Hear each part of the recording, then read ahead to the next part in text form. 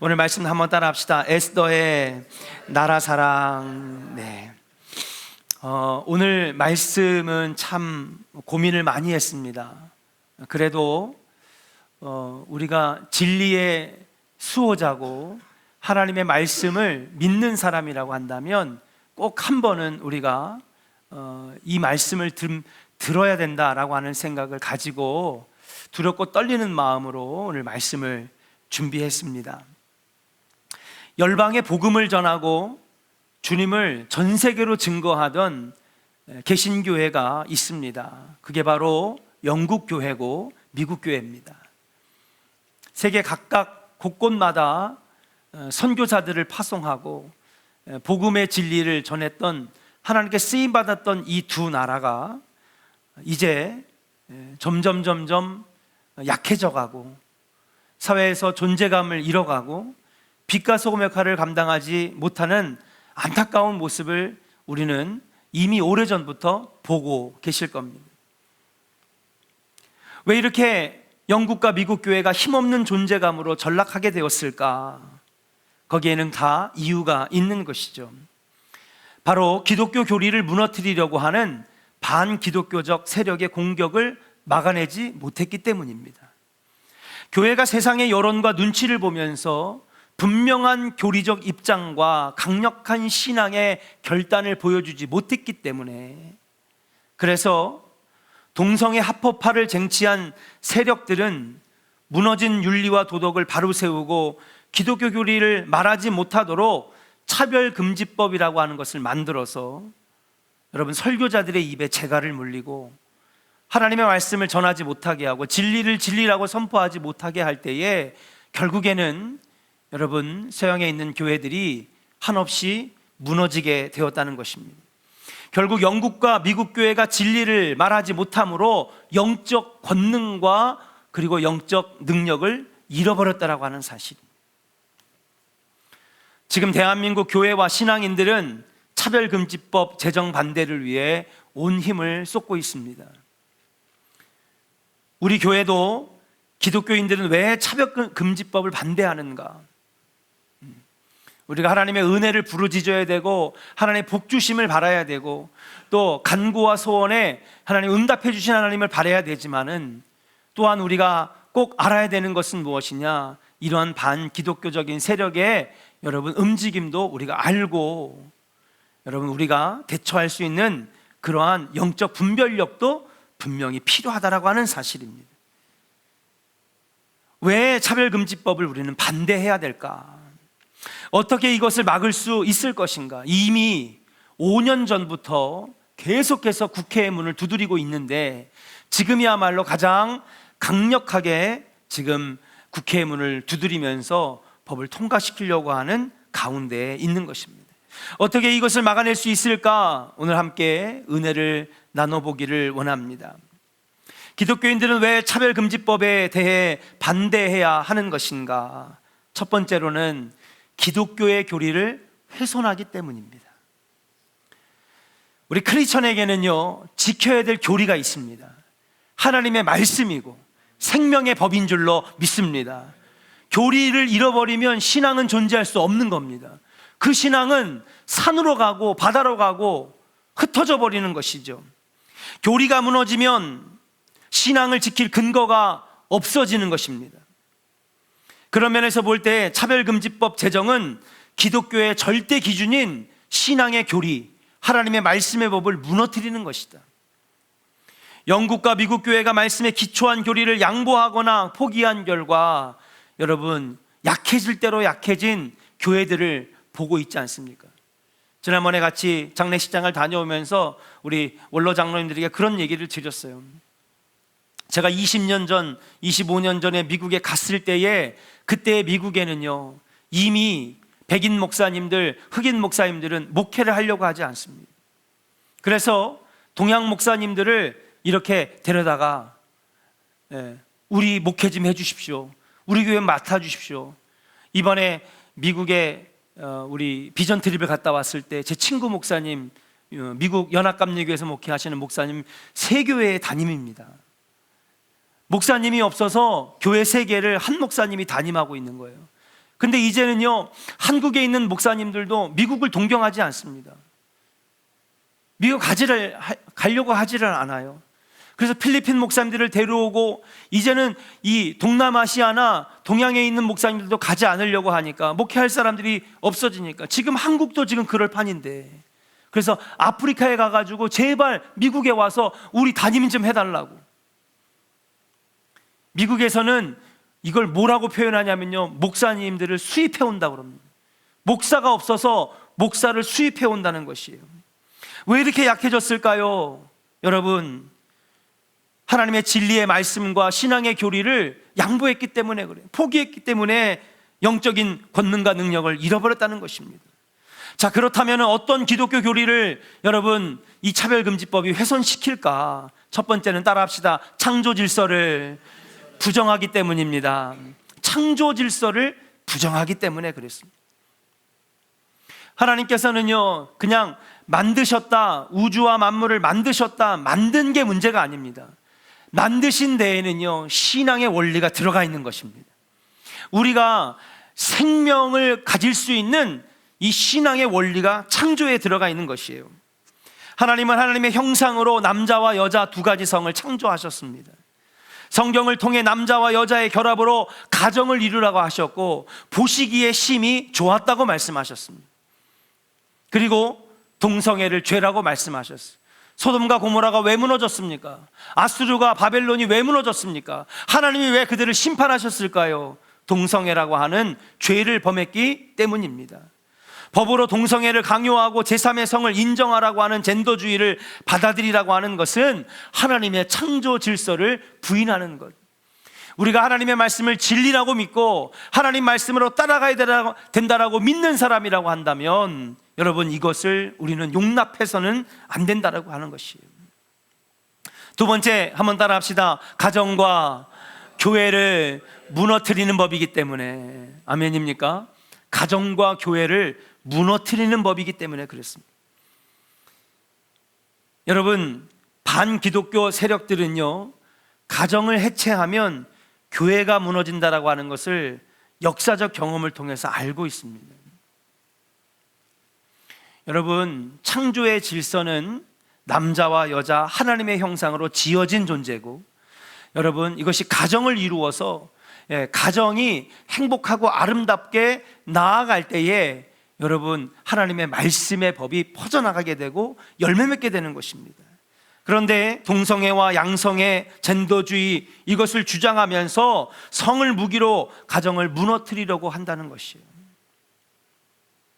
이들의 주장을 받아들인 결과 아이들을 보호하고 양육할 가정이라고 하는 울타리가 무너지고, 그 결과 교회가 무너지는 것입니다. 사람들은 이제는 가정이라고 하는 신성한 것은 안중에도 없습니다.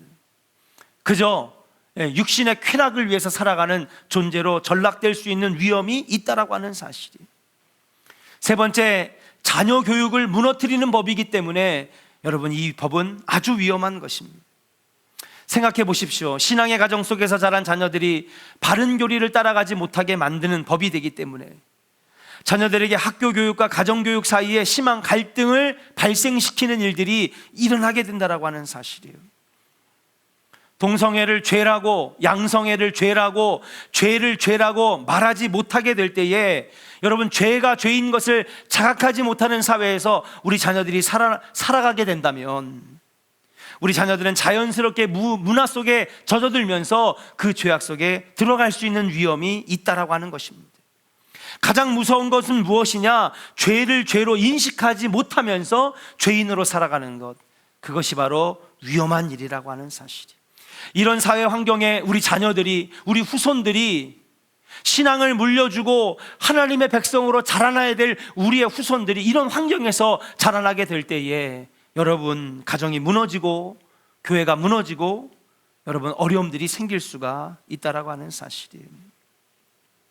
두 번째, 차별금지법이 왜 우리가 반대되어야 되는 것인가요? 두 번째로 한번 따라합시다. 표현의 자유를 억압하기 때문입니다. 표현의 자유를 억압하기 때문에 그래요. 헌법이 보장하고 있는 자유민주주의의 근간이 뭐냐? 표현의 자유입니다. 근데 차별금지법이 통과가 되면 표현의 자유가 여러분 위협받게 되는 거예요. 누구의? 우리 크리스찬들의 표현의 자유.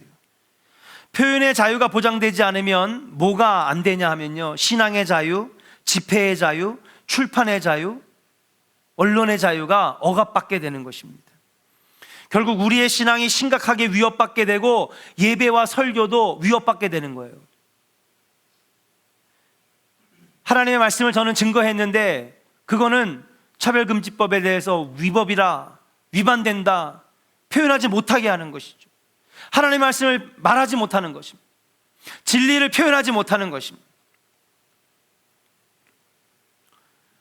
에릭 폴리라고 하는 목사님이 순교자의 소리라고 하는 책을 썼습니다. 여기에 현대의 기독교 탄압 4가지 유형을 여러분 써놨는데요, 첫 번째는요, 예배와 집회 장소를 통제한다는 것입니다.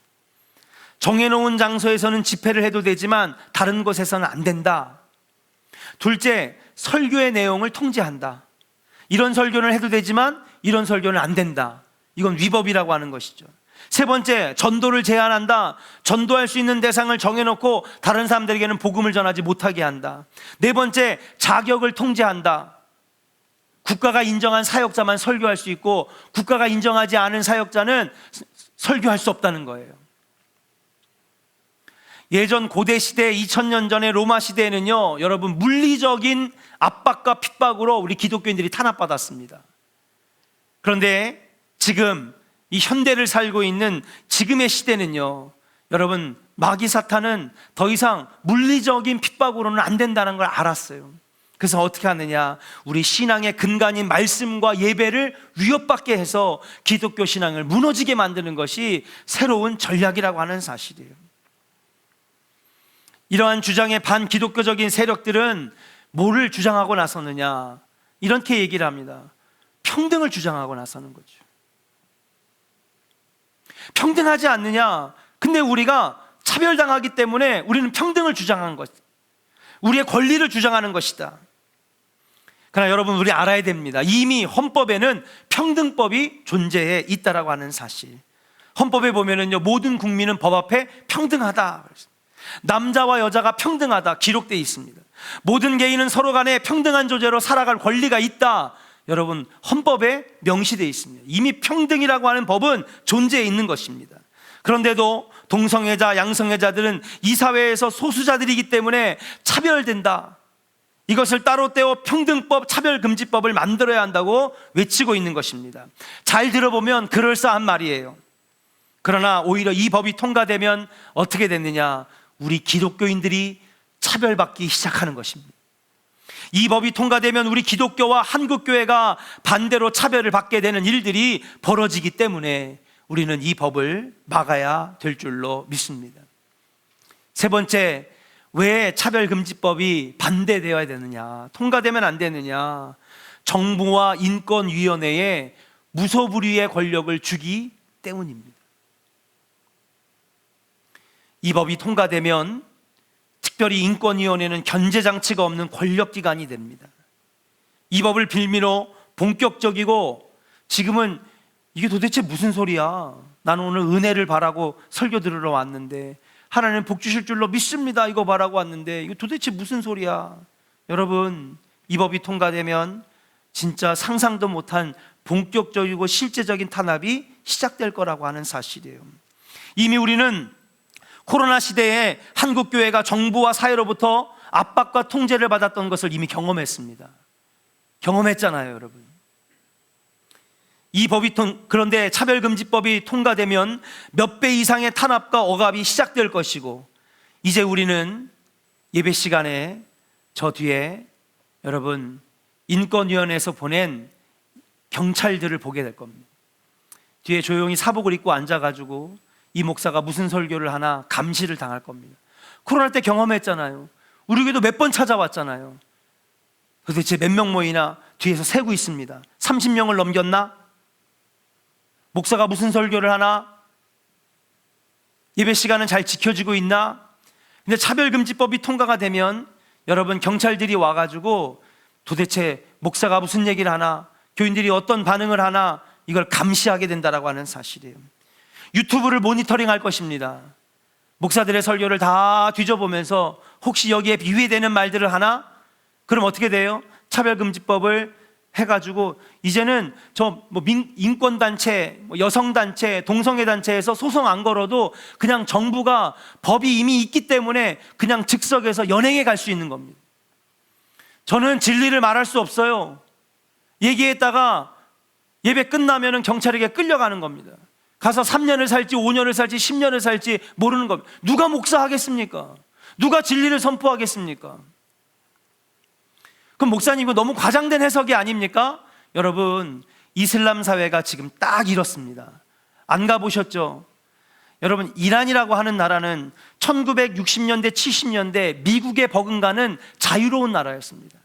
1960년대 70년대 이란이라고 하는 나라를 보면은요, 여성들이요 단발머리도 하고 염색도 하고 긴 머리도 하고 선글라스도 끼고요, 미국 사람들 못지않게 멋진 청바지와 멋있는 옷을 입고 화장도 예쁘게 하고 마음껏 거리를 활보하며 다니면서 여기가 미국인지 이란인지 알 수 없을 정도로, 그러다가 정부가 부패하고 쿠데타가 우리 전두환 대통령이, 여러분 전 대통령이 군인들을 몰고 내려와 정부를 새로 세웠잖아요. 그때 똑같은 해에 이란도 쿠데타 혁명이 일어났습니다. 근데 우리는 군부 세력들이 들어와서 나라를 장악했지만 거기는 누가 나라를 장악했느냐?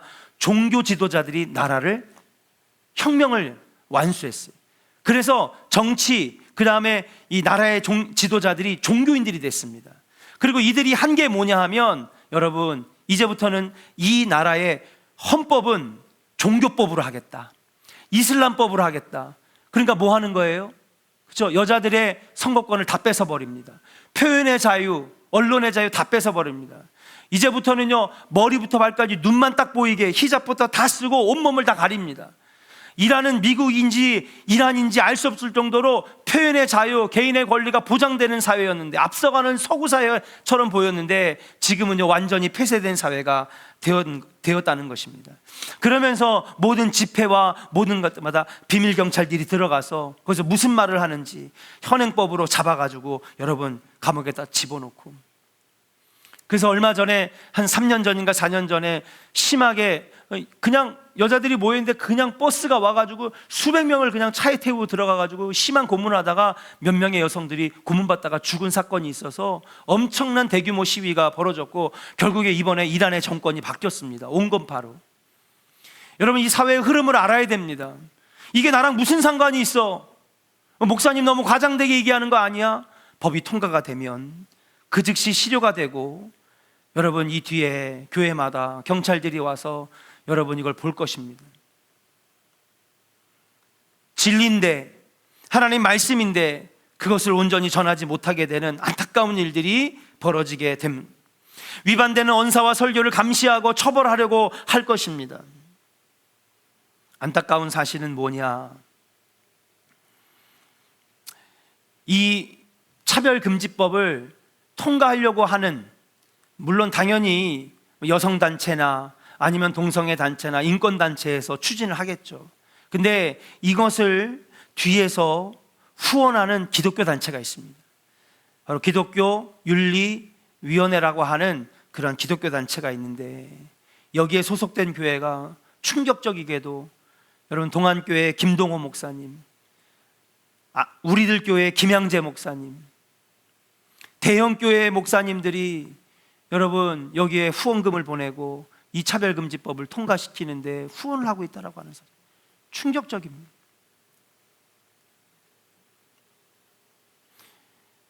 우리가 하나님의 은혜를 얻는 것도 중요하지만 이 나라와 이 민족 한국교회도 하나님의 은혜가 필요한 줄로 믿습니다. 이런 풍정등화와 같은 상황에서 여러분 우리가 과연 어떻게 해야 될까? 물론 10월 27일 날 여러분 광화문에 우리가 100만 명 이상 모여보자 하면서 한국교회가 모여가지고 이 차별금지법 반대를 외치는 피켓 시위, 대규모 집회를 준비하고 있는 것으로 알고 있습니다. 물론 우리가 갈 수 있다면 여러분 가야 합니다. 그러나 그것보다 더 근본적인, 어떻게 하면은 이러한 것을 놓고 우리가 하나님 앞에 정말 부르짖을 수 있을까? 오늘 본문의 말씀에 나오는 모르드게와 에스더가 보여준 태도는 지금 이 상황에 놓여진 한국교회와 나라와 민족을 위해서 좋은 모범이 될 줄로 믿습니다. 13절과 14절의 말씀을 같이 한번 읽어보겠습니다. 13절 14절 말씀을 함께 읽어요. 시작.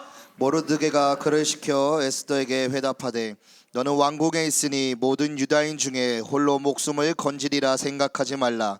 이때에 내가 만일 잠잠하여 말이 없으면 유다인은 다른 데로 말미암아 노임과 구원을 얻으려니와 너와 내 아버지 집은 멸망하리라. 내가 왕후의 자리를 얻은 것이 이때를 위함이 아닌지 누가 알겠느냐 하니. 아멘. 이 말씀이 무슨 말일까요? 여러분, 이 에스더의 여러분 이 이야기를 여러분 다 아십니다. 그래서 여러분 이 모르드게와 에스더 이 이야기를 여러분 어느 정도 안다고 여러분 생각하고 그 전제를 가지고 오늘 말씀을 집중해서 한번 읽어봤습니다. 여기에 뭐라고 하는 말입니까? 무슨 말씀입니까? 지금 이것이 나와 별 상관이 없다고 모른 척하고 관심을 갖지 않으면 안 된다는 것입니다. 지금 설교를 듣는 우리들이 지금 나와 별 상관이 없잖아요. 지금 나는 내 삶이 중요한데, 내 자녀가 중요한데, 내 사업이 중요한데 이게 나랑 무슨 상관이야? 사실 우리가 모른 척하고 지나가도 됩니다. 관심을 갖지 않아도 될 수 있습니다. 그런데 모르드게는 그렇게 얘기하지 않아요. 지금 이것이 너와 아무런 상관이 없다고 모른 척하고 관심을 갖지 않으면 안 된다는 것입니다. 우리가 만일 이 차별금지법에 대하여 모른 척하고 관심을 갖지 않으면은 14절에 뭐라고 얘기하느냐? 잠잠하여 말이 없으면 너와 내 아버지 집은 멸망하리라. 너와 내 아버지 집은, 여기서 아버지는 누굴까요? 여호와 하나님, 하나님 아버지 집. 하나님 아버지 집이 어디예요? 예? 여러분 예수 말씀하셨잖아요. 교회를 향하여 뭐라고 그랬어요? 이 집은 만민이 기도하는 집이라. 누구의 기도예요? 하나님께 기도하고요. 성소와 지성소가 있는 이 교회는요, 하나님이 임재하시는 곳인 줄로 믿습니다. 아버지의 집이 무너질 것이고 멸망할 것이라고 하는 거예요. 결국 우리 신앙이 무너지고 가정이 무너지고 한국교회 아버지의 집이 멸망하리라고 하는 경고의 말씀을 이라고 하는 것을 우리가 알아야 됩니다. 사랑하는 조언의 성도 여러분, 기독교 신앙의 근간이 우리 기독교 교리가 하나님의 말씀의 법이 무너지면 한국교회도 영국처럼 또 미국교회처럼 그렇게 무너질 수밖에 없다라고 하는 사실이에요. 그러면 우리는 어떻게 해야 될까요? 15절과 16절의 말씀을 함께 읽겠습니다. 같이 읽어요. 시작. 에스더가 모르드게에게 회답하여 이르되 당신은 가서 수산에 있는 유다인을 다 모으고 나를 위하여 금식하되 밤낮 3일을 먹지도 말고 마시지도 마소서. 나도 나의 시녀와 더불어 이렇게 금식한 후에 규례를 어기고 왕에게 나아가리니 죽으면 죽으리이다 하니라. 아멘. 모르드게의 경고를 듣습니다.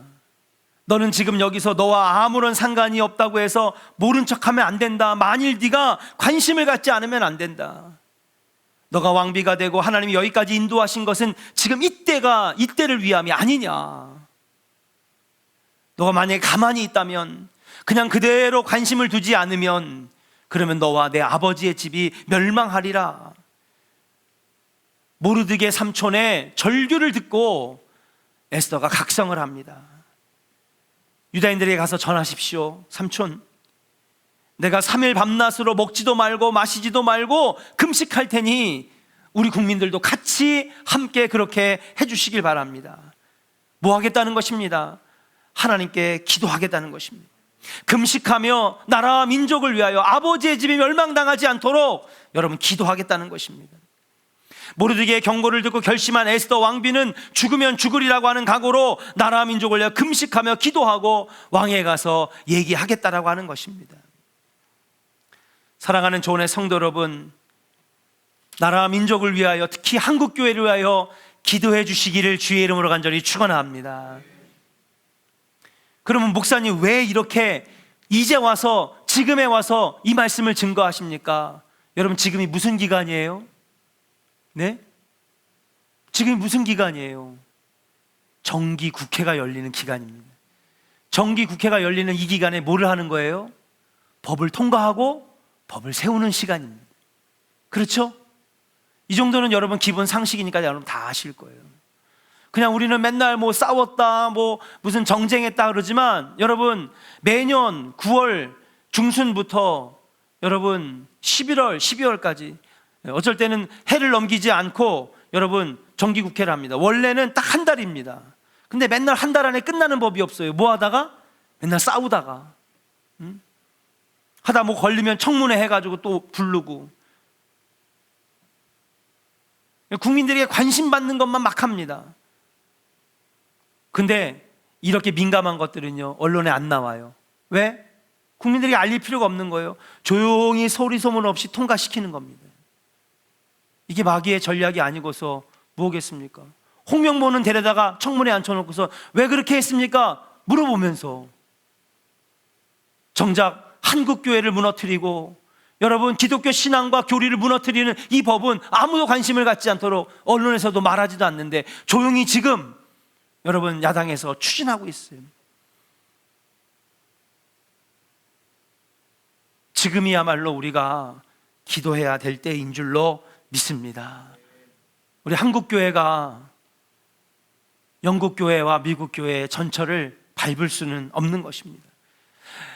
나 때는 괜찮겠지? 아닙니다. 여러분 우리의 자손들도 우리의 후손들도 우리의 자녀들도 여러분 믿음의 교회에서 신앙의 가정에서 자라나야 되지 않겠습니까? 결코 무너질 수 없는 한국교회와 기독교를 위하여 여러분 오늘 기도해 주시기를 바라고 매일마다 생각날 때마다 이것을 놓고 기도해야 될 줄로 믿습니다. 지금 5년 넘게 매년 정기국회마다 차별금지법 여러분 문을 두드리고 있는데 계속해서 신앙의 국회의원들이 여러분 이것을 막아내고 있는 것입니다. 모르드게가 에스더에게 여러분 절규할 때에 부탁할 때에 여러분 3일 밤낮으로 금식하며 기도하며 왕에게 나아가 고했던 것처럼 우리 한국교회 여러분 교인들도 여러분 기도하고 그리고 여러분 국회의원들에게 나아가 목소리를 낼 때에 여러분 우리 신앙의 우리 기독교 교리가 지켜지는 역사가 일어나게 될 줄로 믿습니다. 이것이야말로 한국교회를 살리는 일입니다. 개인의 신앙도 중요하지만 우리 개인의 신앙을 탄탄하게 하는 한국교회가 무너지고 기독교교회가 무너지면 우리의 신앙은 자연적으로 무너질 수밖에 없다라고 하는 사실을 우리는 깊이 깨닫고 우리 자녀들을 올바른 환경에서 자라게 할 수 있는 간절함을 가지고 오늘 같이 우리 부흥 찬양한 다음에 오늘 이 기도 제목을 놓고 같이 나라와 민족을 위해 특별히 한국교회를 위해서 이 법이 통과되지 못하도록 하나님 막아주시옵소서 같이 찬양하고 뜨겁게 기도하도록 하겠습니다.